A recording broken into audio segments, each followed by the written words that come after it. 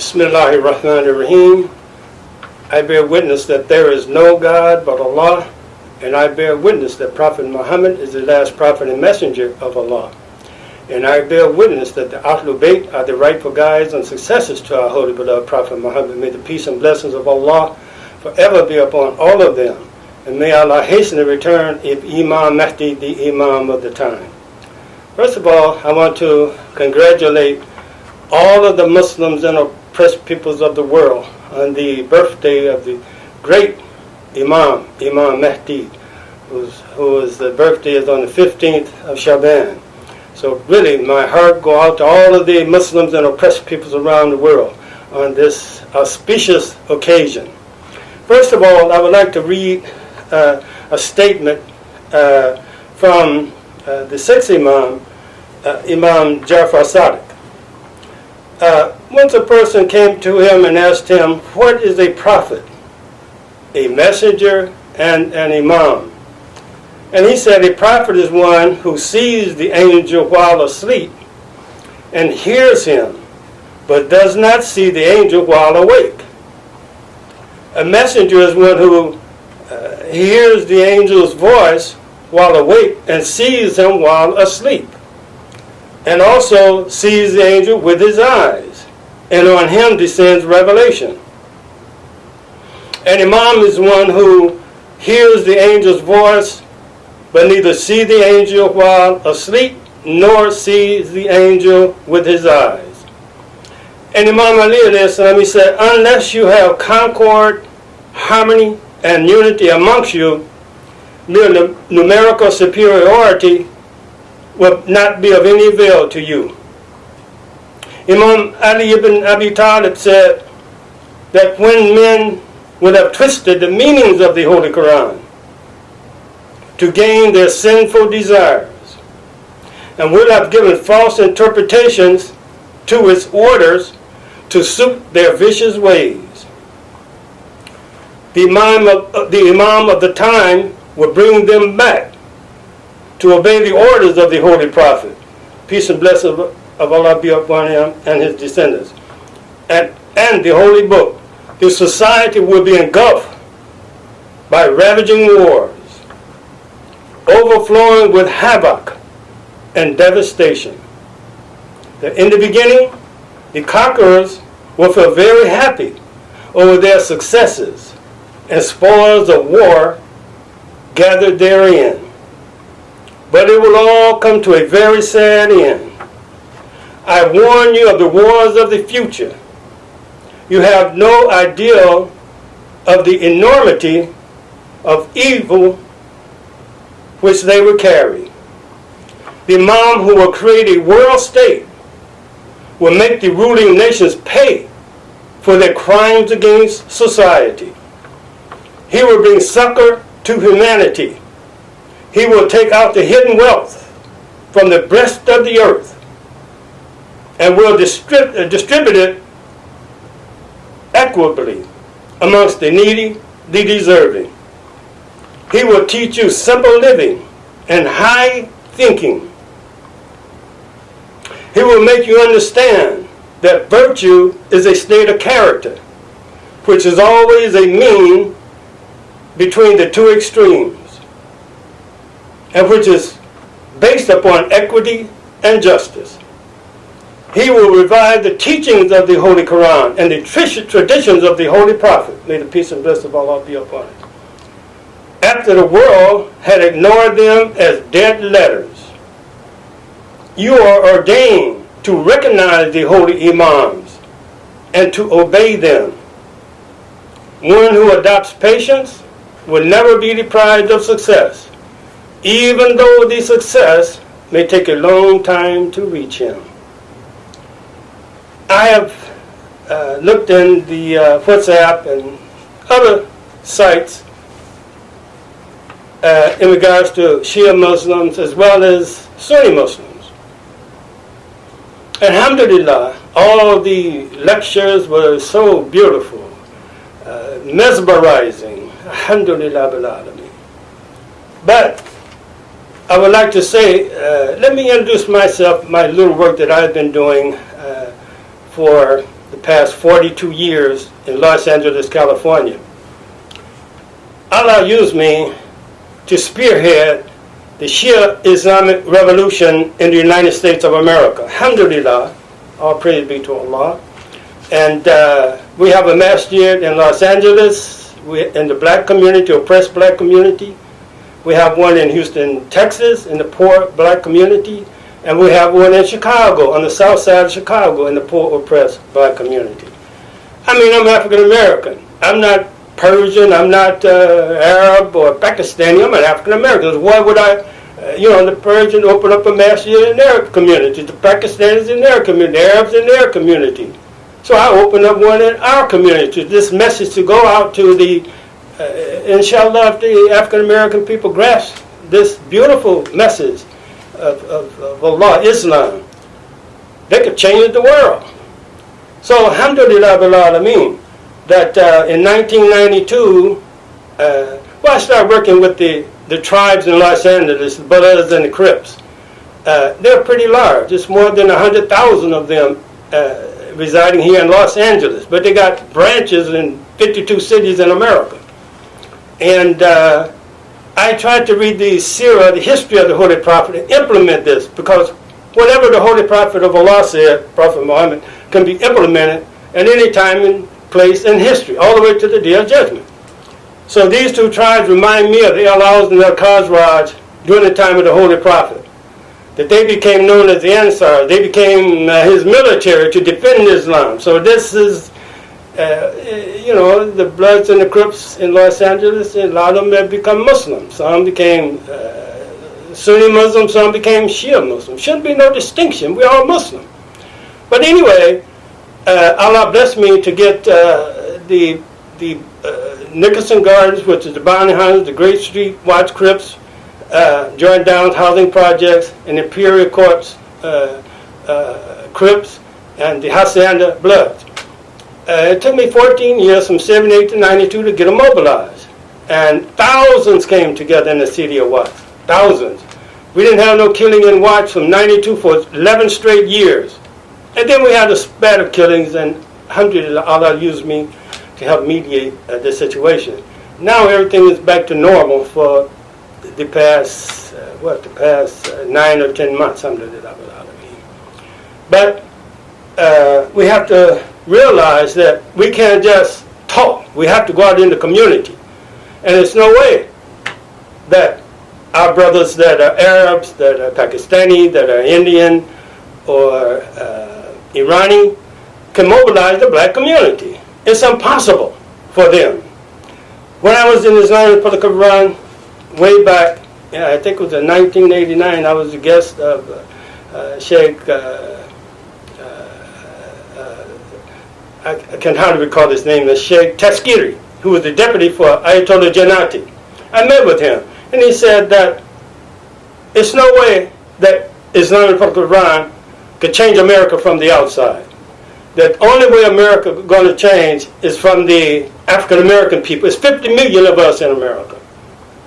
That's the only way you're going to make about international change is through the African American people. Because we're I would say the most oppressed people in America, outside of the poor Indians, who are the indigenous people. So, inshallah, when the tribes came together in 1992, nobody would support me. Nobody would support me from the Shia community. I'm African American Shia, but they all, would not give me a penny to help centralize this movement in America, and especially in the Los Angeles area. But that's okay, I don't harbor any grudges or anything against anyone. But we must recall, and I try to be brief, I don't want to give no long conversation or, a long dialogue, a long speech, that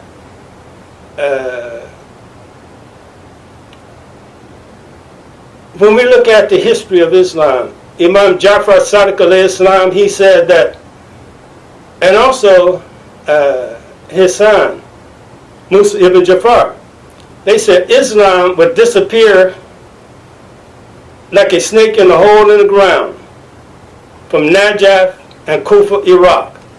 And it would reappear in a city called Qom, Iran. And from there, Islam was spread through the Islamic Revolution was spread to the four corners of the earth. Now this is the sixth Imam, and this is the seventh Imam making this statement. And Musa ibn Jafar, the seventh Imam, he said that a great man, not regular man, a great man would arise from the city of Qom, and he would invite the people to justice, freedom, and people will gather around him like an iron fist, and they know nothing but love of Allah and martyrdom. Who is that man? That was Imam Khomeini. Now some people would debate and say, no, that's not reality. Well, all you got to do is check out that hadith from Imam Jafar Sadiq and Musa ibn Jafar, that they made that statement, and they never make a statement unless it's from Allah. Alhamdulillah bil alameen. No prophets or no imams act except by Allah, nor did they speak except by Allah. So this is very, very, very important. You know, in Imam Khomeini's book, Islam and Revolution, he told the youth about these so-called pseudo-sheikhs wearing white turbans, black turbans. They had become sellouts. They had become sold themselves for money. Imam Khomeini asked the youth, he said, did you go to sleep? Wake up. Those pseudo so-called sheikhs, he said, you should beat them up. Take their turbans off their head. He said, don't kill them because they don't even deserve to be killed. Now all you got to do is read Imam Khomeini's book, Islam and Revolution. It's right in there. So I'm not saying nothing from my own volition. Imam Khomeini was the one that the seventh Imam prophesied and said that he would rise from Qom, and he lived through his staunch supporters. They liberated the Islamic Republic of Iran. And this idiot, this diabolical, evil person, Trump, the president of America, had Qasem Soleimani assassinated. He was one of the greatest generals in the history of the Islamic Republic of Iran, in the history of the world. He was like Malik al-Ashtar, the general for Imam Ali. I know this statement I'm making some people going to agree, some people going to reject it. But I want you to know that, and I wear this black kufi. I want you to know, I'm not a Sayyid. I just wear the black kufi because I like to wear the black kufi. But I'm not a member of Prophet Muhammad's family. I'm not a Sayyid. I respect all of them. I honor all the Sayyids. I want you to know that I was invited to Islamic Republic of Iran way back in 1989 when by Ayatollah Tazkiri for the Arba'in, for the 40th day of the death of our great Sheikh Ayatollah Khomeini. And while I was there, I was staying at the Lale Hotel, which is a hotel and it's international hotel down in downtown Tehran. I don't want to mention his name, but I have to because this is a very historical event that occurred in my life. Brother Ahmed Vafai, he was with me at the time, a very honorable brother, a brother that's very, very, very intelligent. He started with me 40 years ago to help build Masjid al-Rasul here in the Watts community. He was one of the few that stuck by, but he was the main brother that always have confidence in me and always stood by me. And we were discussing so many issues, and around midnight he left to go home. And I went to sleep. And a voice come to me. It was no dream. Some people are going to say, oh, that was just a dream. I know myself what I am. I know if I have a dream, I can distinguish it from a voice. But anyway, it was after midnight and I went to sleep. And a voice come to me and said, I am Imam Mahdi. I am the head of this Islamic government. Do not worry. He didn't say he was the leader of the Islamic Republic of Iran. He said, I am the head of the Islamic Republic of Iran. Let me state it again. He said, the voice said, I am Imam Mahdi. I am the head of this Islamic government. Do not worry.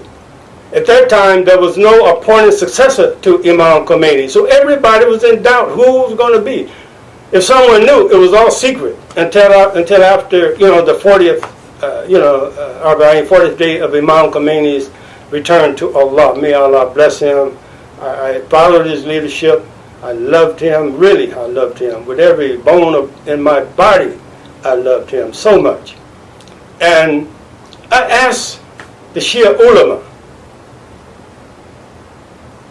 when Imam Mahdi went in occultation, when he was about 5 years old, for about 67, 68 years he was in occultation, right? He had 4 representatives. He didn't have 4 at one time. Each one succeeded the other. Before one died, he appointed a second one to be. And then before he died, he appointed the third one. Then before he died, he appointed the 4th one. After the 4th one died, he went into permanent occultation. All the way now until Allah caused him to appear. I asked my dearly beloved ulama, the marja, how many is in the world? 5 or 10?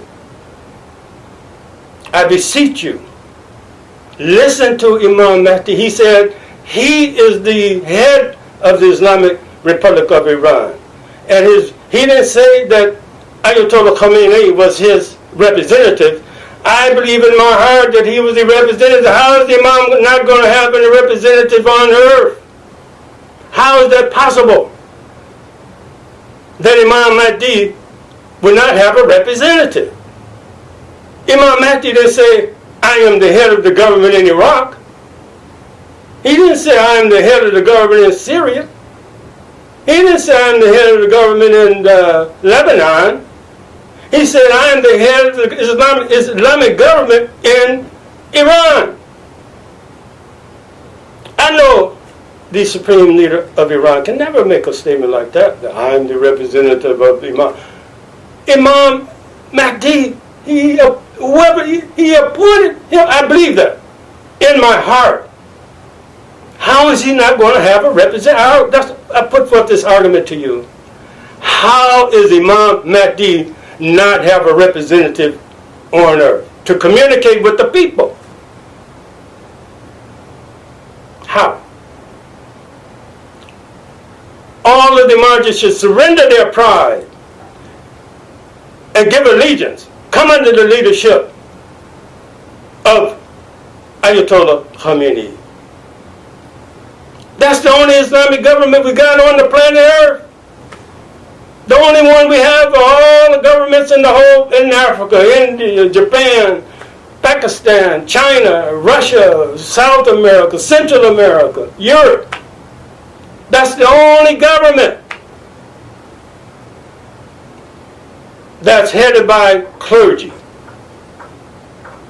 Once again, I ask you, all you sheikhs that follow in all these different markets, how do you think we're going to bring about unity following 10 different people?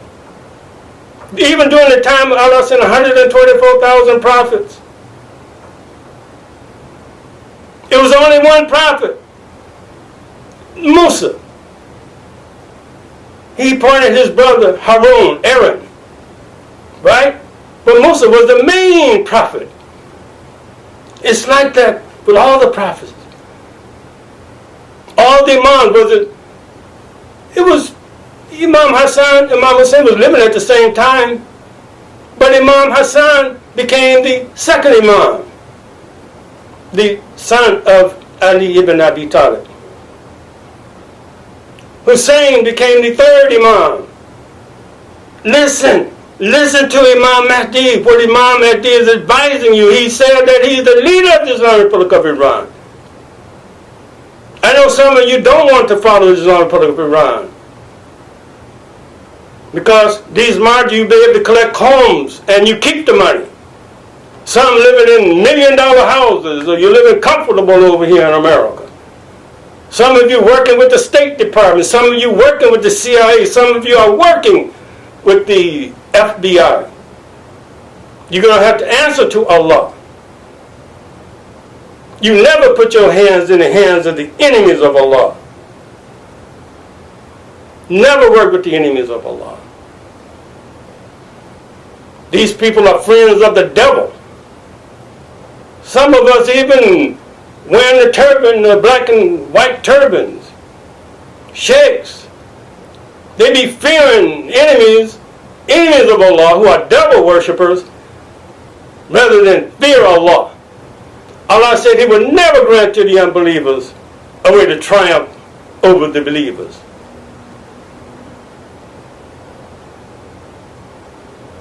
Please, listen to Imam Mahdi. You said, wow, why he speak to you? I only studied in Qom for maybe 6 months. But I've been studying Islamic history for 40 years. Islamic jurisprudence,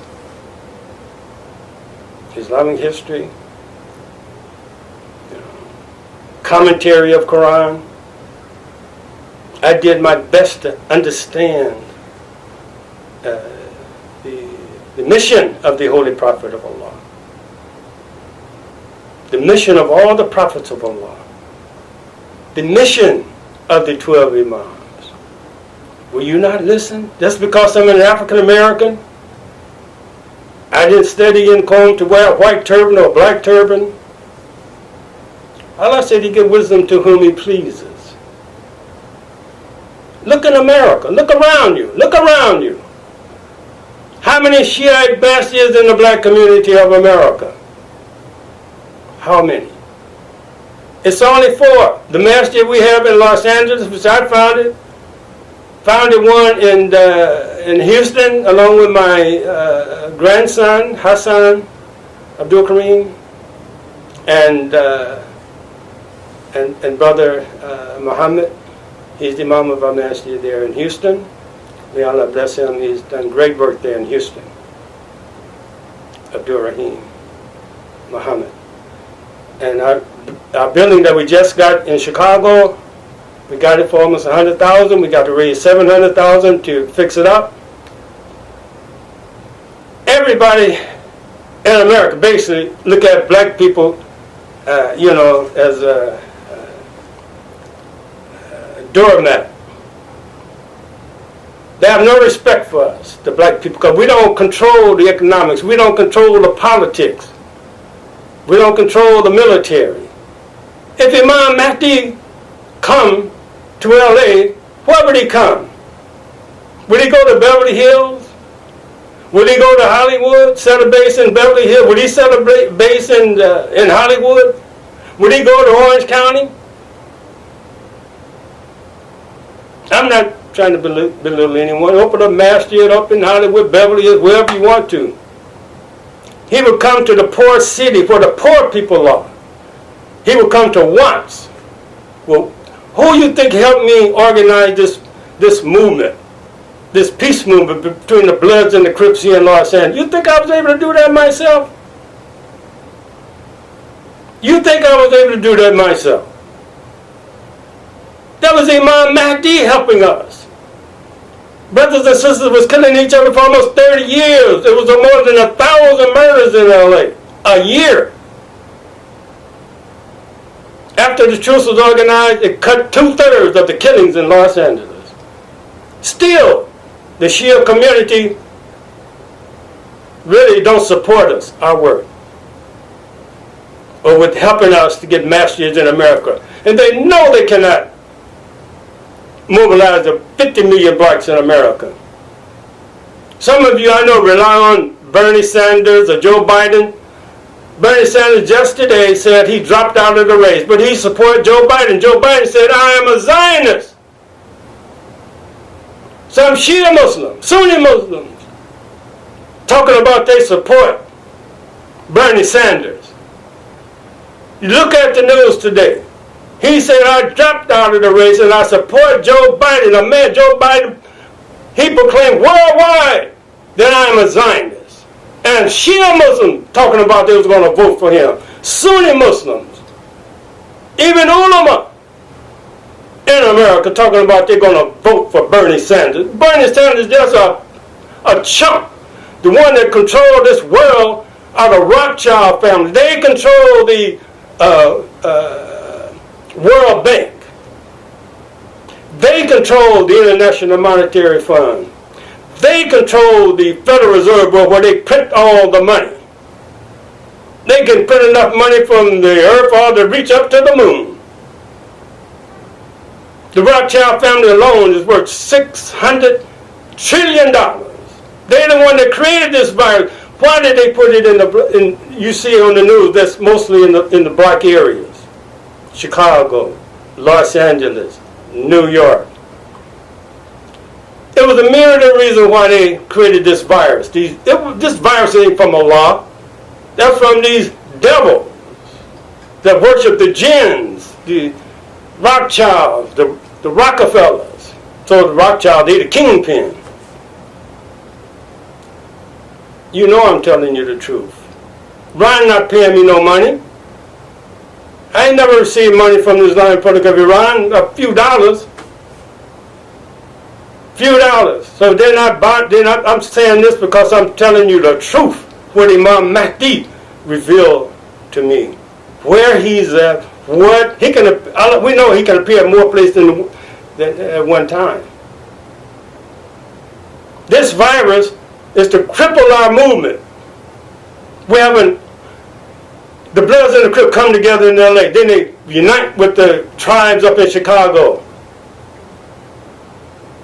That's the movement. Whatever LA and Chicago unite, it will spark a movement throughout all the black communities in America, inshallah. The Rockefellers, the Rothschilds, they know if the blacks, 50 million blacks in America hook up with the 50 million, with the over a billion brothers on the African continent, where Africa is the breadbasket of the world. They controlling the white man, these Zionists, the Rothschilds, the Rockefellers, and all their partners and associates. They're the ones that control the diamonds in Africa, the gold in Africa, the oil, all precious minerals. I was looking at the History Channel about 3 or 4 months ago, and they said that the Congo, it's been discovered $21 trillion under the soil of the Congo. Just one African nation, it's 54 African nations. $21 trillion has been discovered. They said Congo alone could feed the world.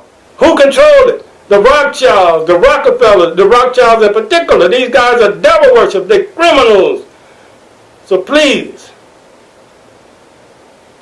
And also in the, we have an office there. There's so more than 2,000 brothers from Africa that are working there. They want to unite with us.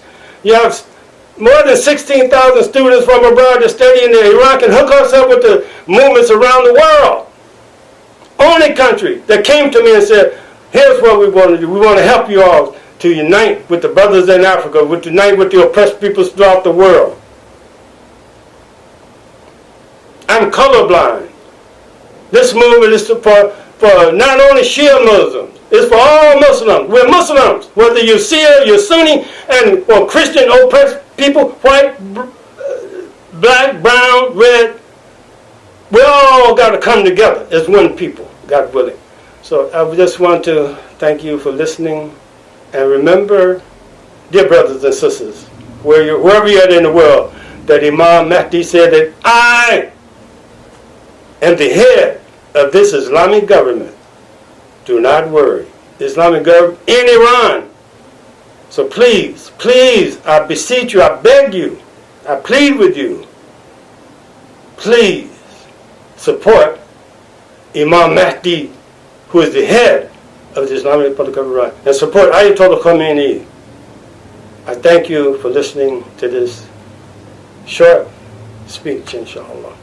Assalamu alaikum wa rahmatullahi wa barakatuh. And once again, I want to congratulate the Muslims on the oppressed people of the world on the anniversary, the birthday of the great Imam Mahdi. May our souls, may our life, and our family